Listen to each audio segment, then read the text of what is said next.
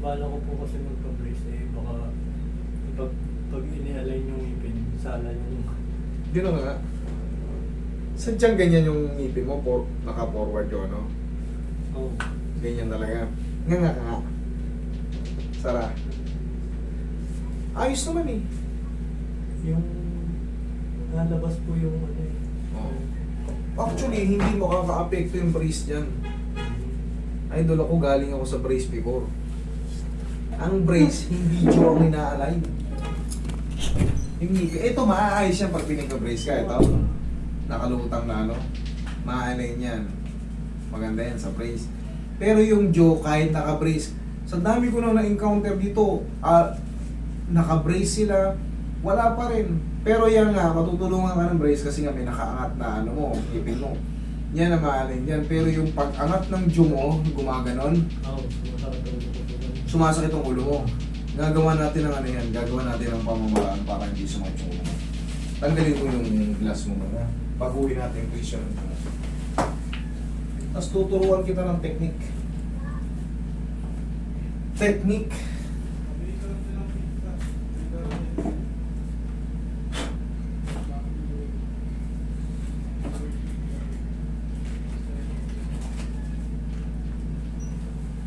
Sige.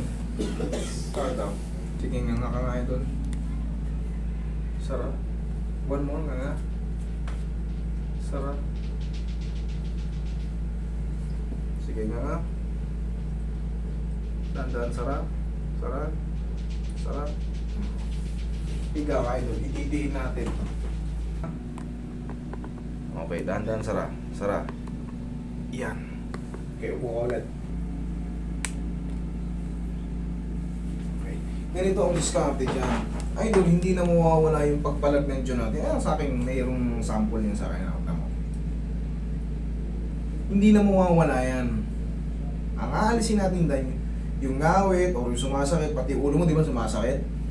Ang diskarte kasi dyan, idol, pag maluwag na ang dyan natin, kailangan natin depensahan. Pag nganganga tayo o hihikab, musog na tayo, umihikab tayo, lalo pag antok na tayo.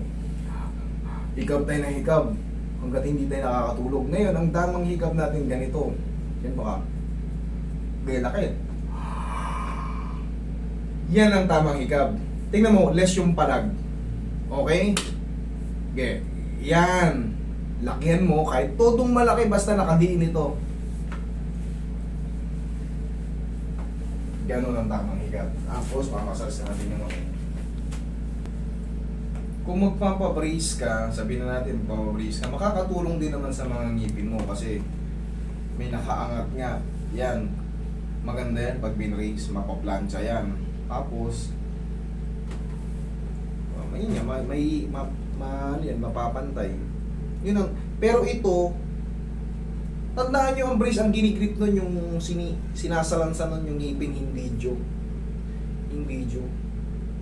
Dati ako naka-brace, pero ngayon bling-bling na yung suit ko.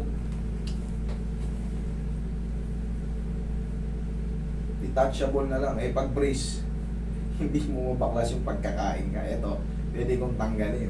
Pagkakain ako, gustong kumain ng matitigas. Pero the best ang brace, kung kayo ay may 1 seat apart ng ngipin, sungki-sungki. Yan. Naka-forward yung ngipin mo nang nakapagano, yung ngipin mo hindi nakapagano, nakapaganyan. Yan, lulubog yan. The best yung gano'n yan. Pero sa ganito, pumapalag yung dyan niya, maluwag. Kahit i-brace mo yan, ang problema, pag kinabitan ka ng bracket, ang tagal mong nakanganga, maglalak yan. Pag ganyan kaluwag ang dyan mo, maglalak yan, idol. Pero paano yan hindi maglalak? Kahit nga magpabunod ka ng ngipin, may chance na mag-lock yan. Kasi nga, ang lakas ng gumagano mo, ito, no? Lumalabas. Ganito ang tamang nga. Ganyan kayo. Ididiin nyo tong condyle nyo sa mandible. Nakaganyan. Pag nga kayo, wag normal kasi nag-i-extend out yan. Gumaganon sa'yo, idol, oh. Pag gumanga ka, lumalabas dito. So, kailangan idiin mo yan dyan sa mandible. Ngayon, oh. Tapos, kung sakali man, nakikipagdaldalan ka, parang pumitik. Hindi sinasadya. Inganga mo lang ulit ng malakas yan. Basta bago pa, ganun mo lang. Hayaan mo siya mag-pop. Ganun din yung ginagawa ko, tinutulak ko. Pop. O ngayon, normal lang nga. O, Sara. Yan o. Pero yan, walang masakit yan. O. Tapos, ulitin ko, ganun o.